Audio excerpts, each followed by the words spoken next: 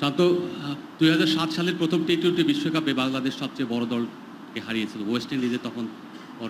আপনারা এই নবম বিশ্বকাপে এসে আজকে একটা বড় দলকে হারালেন, তো এইটা আপনাদেরকে মানে যে ওই ৭ সালে যেরকম আপনার সুপার এইটে খেলেছিলেন, এবারও নিশ্চয়ই সুপার এইটে আপনারা খেলবেন, তো তার জন্য আপনারা এখন মেন্টাল কতটা আপ স্টেজে চলে গেলেন?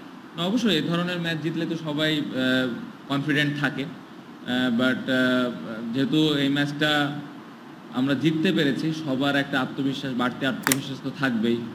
সো এই আত্মবিশ্বাসটা নিয়ে যদি আমরা সেকেন্ড ম্যাচে যেতে পারি, অবশ্যই এটা কাজে দিবে এবং আশা করব যে সেকেন্ড ম্যাচটাও ভালো কিছু হবে।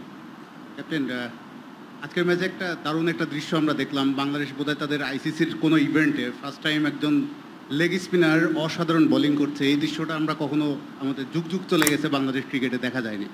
তো রিশাদ হাসান হোসেন, যে আজকে ম্যাচের নায়কও বোধহয়, মানে ম্যান অফ দ্য ম্যাচ, তো তার বোলিংটা আপনি কীভাবে ডেসক্রাইব করবেন? এটা তার ফার্স্ট বিশ্বকাপের ম্যাচ হচ্ছিল।